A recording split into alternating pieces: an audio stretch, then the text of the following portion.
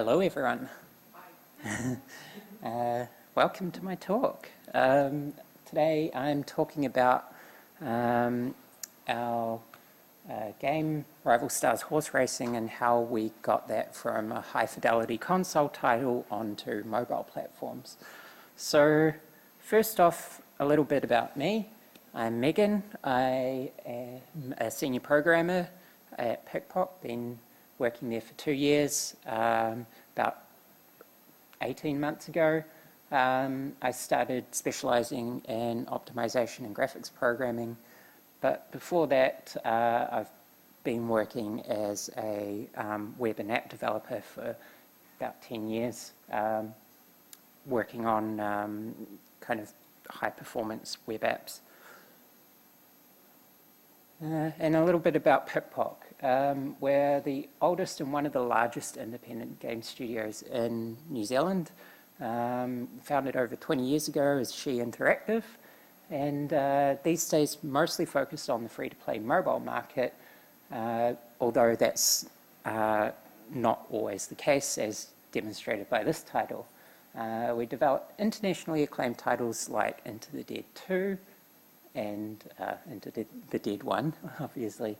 But most recently, we published Rival Stars Horse Racing. This started out as a title called Far Lap Horse Racing Challenge on the Xbox One and PlayStation 4. This was developed by PikPok and published by True Blue. It's kind of the spiritual successor to Melbourne Cup Challenge from the early 2000s. So this was built since day one with multiple platforms in mind, but at a console level fidelity, just because we were building this for True Blue to begin with, for the console platforms. Once all the console production had wrapped up, it fell to myself and one of our technical managers, Lee Hearn, to optimize this for mobile. So yeah, our aim was to support all OpenGL ES3 devices without sacrificing the hero of our game. So to begin with, let's talk about what we did with general Unity optimization. So this was to just general optimization strategies that we'd been kind of relaxed about on console or weren't actually appropriate for the console platforms. So first off, we addressed script optimization. So this was mostly like fixing, stuff that people pick up from bad tutorials online and bring into the code base. So yeah, things like get component being used every frame rather than stashing references to mono behaviors. Too many update functions in mono behaviors, so Unity actually uses reflection to find all those update functions. It's better to try and centralize those in one function. And trying to be overly clever with reflection. So sometimes when you've got the blunt hammer that is reflection, everything looks like a nail. And while it may save you space in lines of code, it's not actually saving you in performance. So that was actually relatively straightforward. We'd been fairly disciplined about the code, so it was actually fairly minor, those changes that we had to do. We did have to worry a bit about our shader compilation. So at runtime, Unity will load all the variants for your shader that are in the current frame and compile them just in time. Unfortunately, that causes huge frame drops. So generally what you want to do is gather all the shaders that you're going to use in your scenes and do what's called pre-warming. So unfortunately, while we implemented this, it actually had some bugs due to our use of asset bundling. What ended up happening was Unity wasn't picking up the fact that the shaders that were pre-warmed were actually the same across different tracks, and was loading a new copy of those shaders in every scene into memory, which when you've got 20 to 40 megs of shaders is getting pretty expensive. So we had to unfortunately scrap this, but it is still an important thing to do if you can. This is what it looks like in the Unity profiler. So you can see that big green spike there in the rendering time. That's what shader compilation generally looks like, and you can see that expanded out in the hierarchy there, that editor compile variant.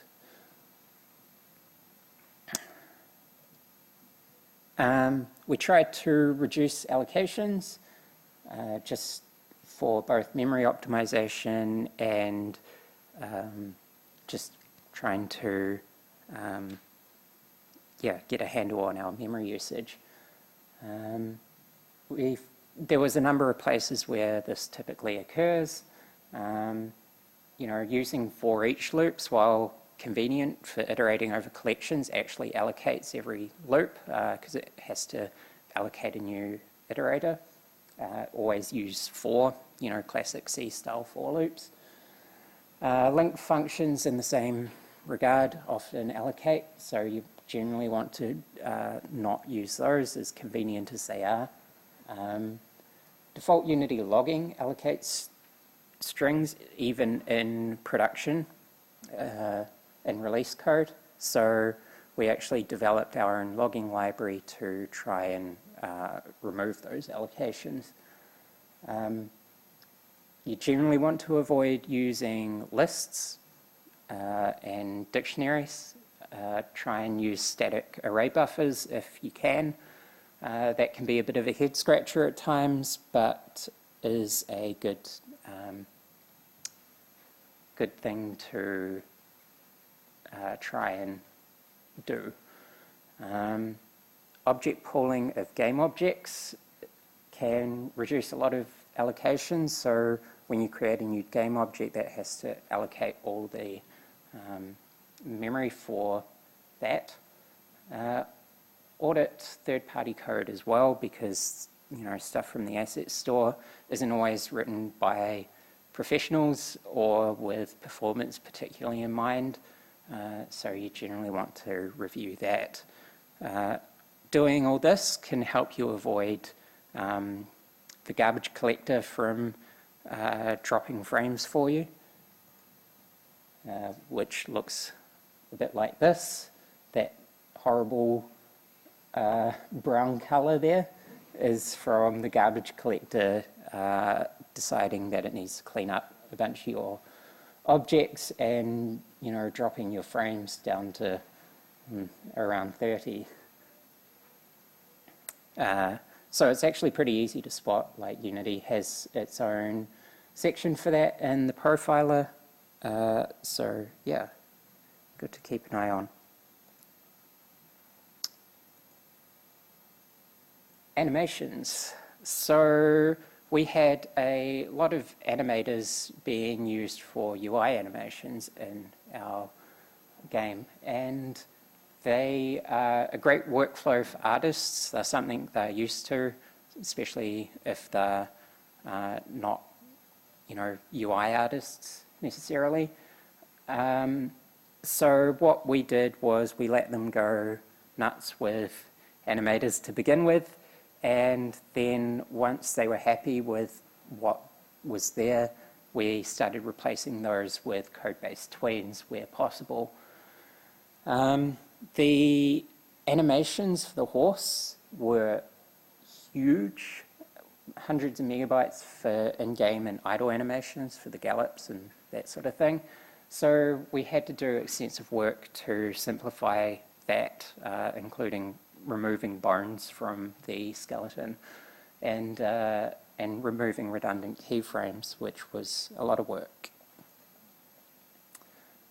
UI optimizations. So when a UI element moves in Unity, it has to rebuild the whole canvas mesh. So generally what you want to do is to add sub-canvases for moving UI objects, and that way it only has to rebuild that sub-canvas. For UI elements that are often appearing and disappearing, like every second frame or something like that, it's actually often less expensive to deal with transparent overdraw than to just switch off and on the game object, which is a bit counterintuitive. Most people try and avoid overdraw as much as possible, but we found in a few elements that were appearing quite frequently that it was better just to set the alpha to 0. And generally, fully transparent UI objects should have that cull transparent mesh flag turned on the canvas renderer, which will cull the object completely and remove that overdraw problem.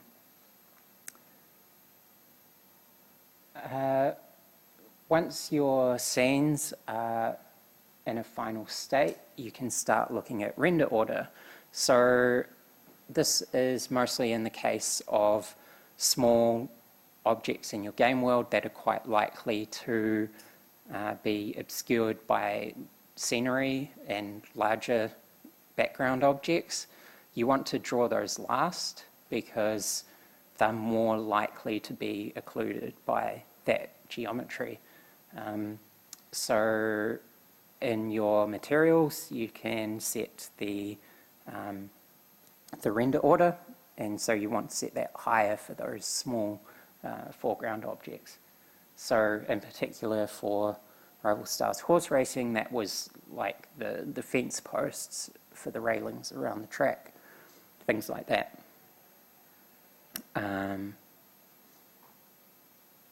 Shader performance. So the first instinct for a lot of graphics programmers is to use alpha clipping, discarding fragments, as opposed to using alpha blending. But on mobile GPUs, that is generally a bad idea.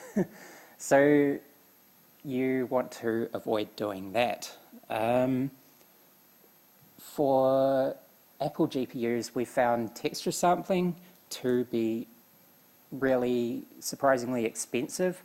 Our theory was that it was the shared memory model that Apple has on its iOS devices, which means you don't have dedicated video memory. So we had to reduce the number of texture samples on our track shader in particular, which was doing a lot of fancy texture blending for different track conditions and that sort of thing. We had to get rid of our fancy grass shader, which was using a geometry shader completely, unfortunately. But one of the things we were determined to keep was anisotropic shading on the horse coats. So anisotropic shading, for those that don't know, is that kind of directionality you get in certain surfaces like brushed aluminium, and in this case, horse coats.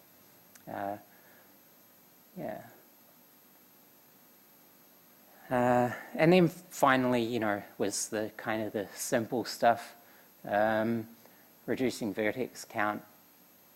You can set a maximum level of detail in your quality settings in Unity, and had to replace our individual crowd geometry objects with a flat textured plane. We also had to turn off post-processing. We were really hoping to keep color grading there for the artist's sake, but we were hampered by the bugs in the lightweight render pipeline. What's the lightweight render pipeline, you might ask? Well, in Unity's words, The lightweight render pipeline provides optimized real-time performance on performance-constrained platforms by making some trade-offs with regard to lighting and shading. This is basically an alternate rendering pipeline that Unity has developed recently in kind of their performance-first approach. This is built on top of the new scriptable render pipeline. So these are some of the limitations of it. It's forward rendering only, so no deferred rendering, so no like free G buffer and that sort of thing. No free pixel lighting either. All lighting is done in a single shader pass, so if you have more than one pixel light in your scene, that's all going to be done in a single pass. So that limits your shader complexity somewhat in terms of the number of instructions you can have per light. There's no shadow masking, so static shadows have to be baked into the light baking texture. No real-time global illumination, no light cookies, which was fine for us since they're all outdoor scenes. We weren't doing any like crazy lighting. And only one light shadow casts, so the closest light to an object is the one that casts a shadow. So this was generally fine for us because we only really had the sun as a light source. So we were kind of happy with those trade-offs. Why we used it, despite it not actually being technically production ready at the time, well, we had a very tight timeline to do this port, and we needed to get some quick wins fast. Unfortunately, it required us to rewrite all our custom shaders to use the different lighting model and also rewrite them in HLSL, high-level shader language from Microsoft, as opposed to the typical shader language used in Unity shaders, which was NVIDIA CG. Other than that, we figured it would be plain sailing, but then we discovered the issues. So we used a multi-camera setup, which is fairly typical if you're doing nice UI rendering over the top of your scene to avoid doing a lot of culling. But unfortunately, the lightweight render pipeline doesn't technically support camera stacking. So it mostly works, but we had to disable the post-processing, as I mentioned earlier, because it was causing corruption of the depth buffer. So that meant no more color grading. Shadow cascades were noticeably broken, so we could only do real-time shadows without shadow cascades, which meant we had to develop a script to adjust the shadow distance on a per scene basis. So we were, while we had the shadow distance quite far in our track scenes, we had it quite close in our UI scenes, in our 3D UI scenes, just to avoid that horrible aliasing that you get with a high shadow distance and a low resolution shadow map. Minor upgrades of the lightweight render pipeline changed its API extensively because it wasn't at a stable release yet. So every time we upgraded Unity, we had to redo all our shader work. So not the best. This is what the camera stacking issue looked like. So that that corruption there is in a render texture that was rendering from a scene that was making real-time portraits for our horses and causing all sorts of issues. And just turning off post-processing fixed it. So, yeah, our hand was somewhat forced with this, and we did get noticeable performance improvement. However, if I had to make the decision again, I probably wouldn't use preview packages in a production game. More quality compromises were probably in order and would have been the alternative. This is less of an issue now than it was a year ago when we were doing this work. The lightweight render pipeline has come a long way, and Unity's actually making it the default render pipeline in 2019.3, renaming it the Universal Render Pipeline. They'll probably be talking more about that at Unite, or whatever it is called nowadays. So this is what one of our tracks looked like before the lightweight render pipeline. So this is rendering on desktop as opposed to device, but yeah, so we were getting about 80 frames on my desktop computer, and this is what it looked like with the lightweight render pipeline. So obviously, like, there's still some issues in the track shader there that hadn't been fixed at the time that I took this screenshot, but there is a noticeable improvement in rendering performance. If I can go back. Yeah. So generally not too much of a compromise in the rendering quality, but a significant improvement in the rendering performance. After we'd dealt with performance issues, we kind of had to deal with the final boss, which was memory optimization. So because horse racing is a fairly niche interest, or so we thought, we were committed to getting Ravelstar's horse racing running on as many devices as possible. This included devices with 1 GB of RAM, which gave us around 500 megs to work with.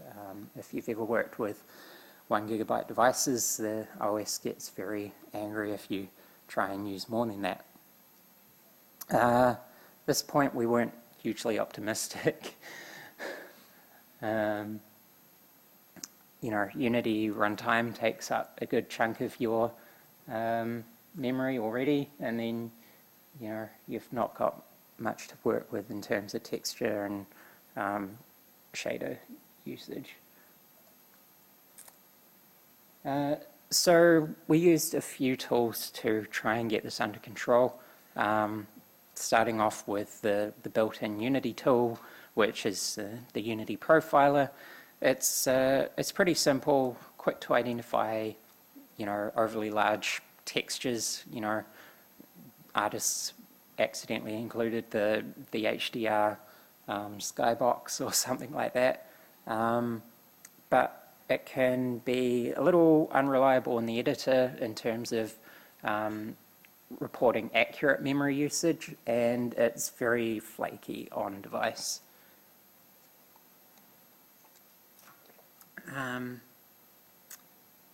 The alternative that Unity provided was the Unity memory profiler package. So back then, this was just a GitHub project that gave a that you could drop into your game, and it would give you a nice graphical report on the actual memory usage, so you could see exactly how much your shaders were using, and, you know, what was the biggest shader kind of thing. It's since been rewritten to be more reliable, and it's distributed through the Unity package manager, so definitely check that one out. Xcode that actually gives a good view on actual memory usage on device and a low-level view of allocations. So that also gives you an idea of how quickly memory is allocated in a game, which is something you want to generally stagger if you're skirting close to that 500 megabyte line, because if you start allocating too quickly, it can trip the memory watchdog, which will kill your game. And then there was Android Studio, which is very unreliable, but kind of less important due to the generally higher RAM amount in Android devices. It theoretically gives you video memory usage as well, but that depends on hardware support, and of course wasn't actually supported by low memory devices, unfortunately.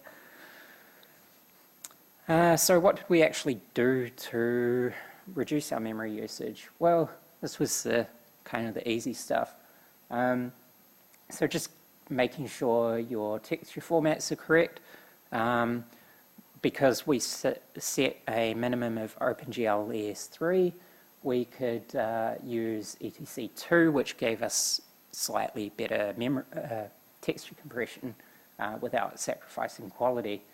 But be careful when doing this, because if the GPU doesn't support a particular texture format natively, then Unity will load it uncompressed to the GPU.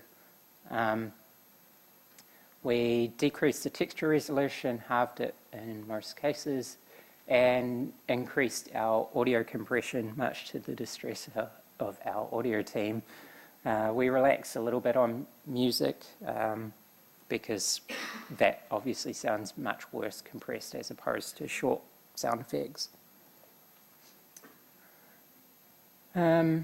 So while people tell you you don't have to worry about memory management in C#, that's kind of a lie.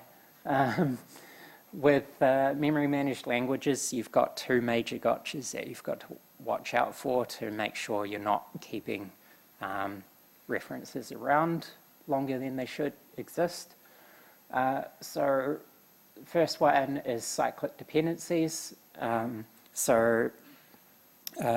Say, for example, you have some kind of game manager that has a bunch of, it spawns the race horses, for instance, but the horses also need to use other objects in your scene, so they reference back to the game manager. That can actually cause issues when the garbage collector comes to clean things up and is like, well, I can't clean up Game Manager because the horses still reference it, and I can't clean up the horses because the Game Manager still references them. So they can kind of hang around longer than they should. So if you do need to reference a parent from a child, make sure you're cleaning that up, that reference up. Member variables instead of classes. So it's kind of unavoidable that you'll use singletons in your Unity projects. They're kind of useful. But you've got to be really careful with references to non-static objects in your singletons. Make sure you clean those up, because otherwise that static object might be around for the entire game session, referencing objects that are long since irrelevant. So just be really careful with that. Finding these is really quite tricky. We spent hours poring over the Unity profiler trying to identify, you know, why these objects were still hanging around, and the Unity profiler is not a great help in that regard. Your best preventative tool is education of junior programmers especially, but senior programmers aren't immune from this, and doing code reviews and that sort of thing before committing. One of our biggest wins was a fairly new Unity feature, which was bitmap streaming. So instead of loading all the bitmaps for a texture on its first usage, you can now stream just the bitmaps that are needed for the current frame or upcoming frames. This cut our texture memory usage significantly, and it actually, Unity allows you to set a memory budget that it tries to stick to. So this is what it looks like in the project settings. Down the bottom right there, you can see there's the texture streaming option, and yeah, in Rifle Stars Horse Racing, we set a budget of 50 megs. Mesh sharing. So by far our biggest meshes in the game were our horse meshes, and Unity, for whatever reason, was deciding that each of our horses was a unique mesh, and so it was loading up to, I think, 24 copies of these meshes into memory. So we had to combine them all into a single mesh and clone them for each racer to stop Unity from loading individual copies of these. So that led to quite a noticeable reduction in memory usage between the texture streaming and that mesh combining. So on the left is before all that work, on the right is after. This is through Xcode. So obviously we had to do this on a 2 GB device because it was actually too much for the 1 GB devices at the time.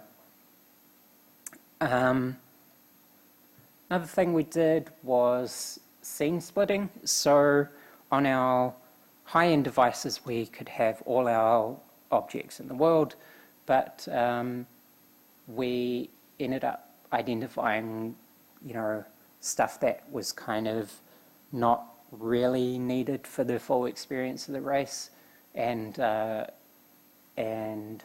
so we split the scene into kind of a low memory option and a high memory one. So only that would load that at runtime only if the device could support it. We had to make tooling to make this low impact on the track designers, and that helped both the mesh memory usage and the rendering performance. So even though we managed to get things kind of below the line on these low memory devices, we kind of ran into this issue of memory fragmentation. So this can seem like a memory leak at first, but what happens is when you're allocating and deallocating a lot of variably sized resources frequently, you kind of get these holes in memory that it can't easily fill with another object, and so you gradually get this slow increase of memory usage over time. You can only really mitigate this by continuing to make improvements to total memory usage. There's no, defragmenter for memory. But we at least got things to the point where 1 gig devices were stable for longer than the average play session, even though it would crash after like an hour or so. So wrapping things up, we kind of went about this project backwards.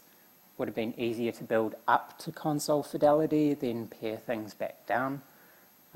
We took big risks thanks to a rather ambitious production timeline that actually ended up being extended anyway. So that had consequences for the stability and maintainability of the game, which was rather frustrating. Next-gen platforms and devices actually make this a lot easier, but it's always going to be, there's always going to be important markets for lower spec devices, especially on mobile, and it actually paid off for us to make a niche title like this widely available, while keeping in mind, you know, what our hero was, our horses. So, thank you.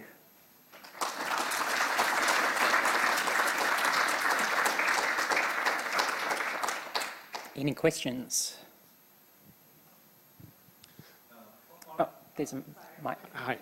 I'm just trying to understand a little bit more about the issue with cyclic references.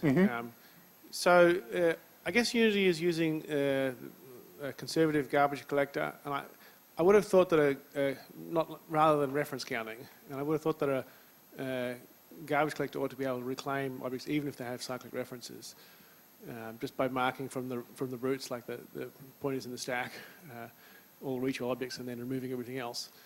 Do you know what's going on there? No, I don't know the specifics of the garbage collector, sorry. Okay.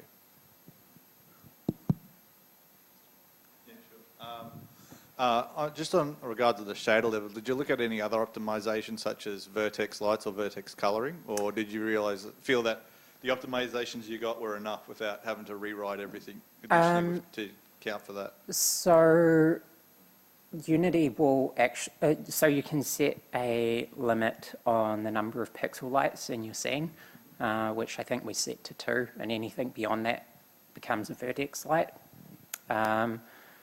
So that was kind of good enough. Like, we didn't have a lot of lights in our scene, and we got acceptable enough performance with pixel lights still being used.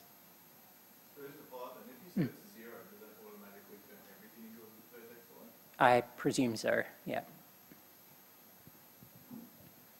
Great talk. Thank you. With the switch to the low-level render, the lightweight render pipeline, and replacing CG with HLSL, is that now standard? If the low-level render pipeline is becoming the standard pipeline, is CG being phased out? Yes, I think so. Interesting. Yeah. Cheers.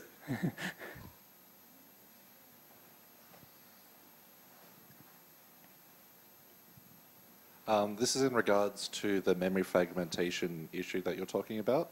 Does that manifest in like spikes over time, or does it manifest in like blocks of memory start chunking up over time? You just kind of get the slow, like, increase of like maybe a meg at a time, just creeping up as you load and unload scenes. Okay, is it sort of like a linear growth or like a step growth? It depends. Okay. Like, you know, it depends on the size of the resources that you're allocating and deallocating. Obviously, like, if you deallocate a large texture or something and then load a bunch of smaller textures, they're going to fill in that gap relatively well. But if you're loading and unloading large objects, then that memory usage is going to increase quite drastically, quite quickly. Yeah. Thank you. Hi. Yep. Have you considered using a memory pool to get around the fragmentation issue? You don't actually have that much control in Unity, Right? because it's a managed language. I did talk a little bit about object pooling, so that's something we did use to try and stop at least some memory fragmentation by reusing game objects, especially for UI elements and that sort of thing. Right, okay. And just a simpler question, I noticed at the start of the talk a lot of the improvements were, for lack of a better word, mistakes in the original game, the redundant keyframes and the dodgy third-party scripts and that sort of thing. And it left me wondering, was any of that improvement able to be fed back into the original game as an update? No, because our support agreement ended once we handed the game over to the publisher.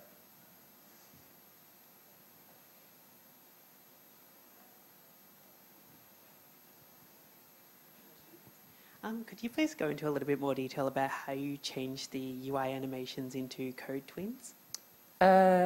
Sure. So a lot of UI animations tend to be just like moving elements around or changing the alpha values. So we used a third-party tool called DoTween, which allowed you to just do move from this vector 3 to this vector 3 kind of thing. Yeah. And we'll change this alpha value over time. Cool.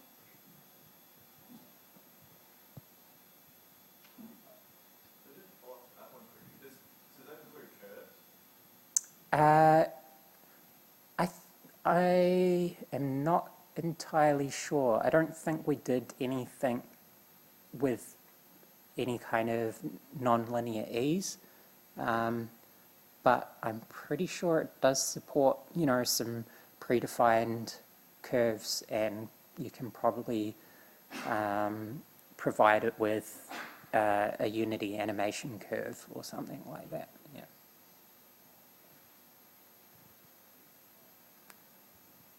Just, I'm more interested. What was the console memory usage like before you started working on it?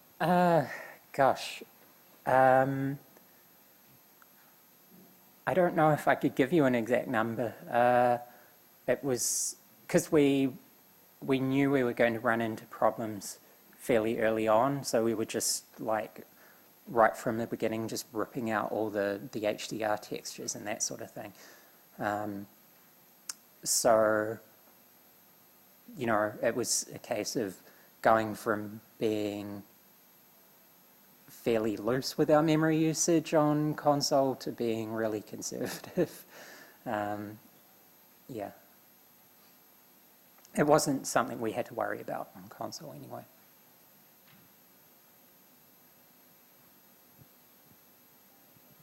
Did you have to do any work on loading time at all, or did that kind of just improve and not really need much attention after all of the general optimization? We tried to do a bit. That was kind of why we were using asset bundles. So we'd try and load as much shared stuff before we even started a race. So in our first load, essentially. But yeah, we just had so many bugs and issues with asset bundles at the time.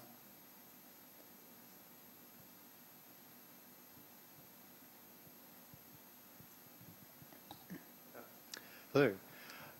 Have you looked at all into some of the new tools Unity's coming out, like the new, it's not that new anymore, but entity component system, and how that could maybe help having a bit more control over memory? Yeah.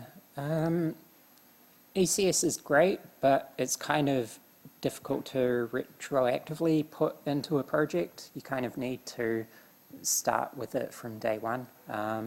Haven't looked too much into what it gives you in terms of memory optimization, but anything is going to be better than, a full game object for a lot of things. They're quite heavy.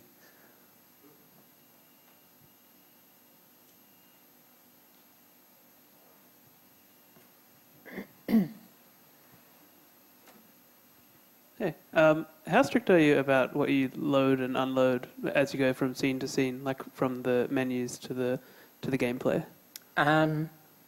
So we pretty much unload everything because of the nature of the game. Players tend not to just play the same track over and over again. So we want to try and not keep anything from the last track around in memory at all. So we're super aggressive with that.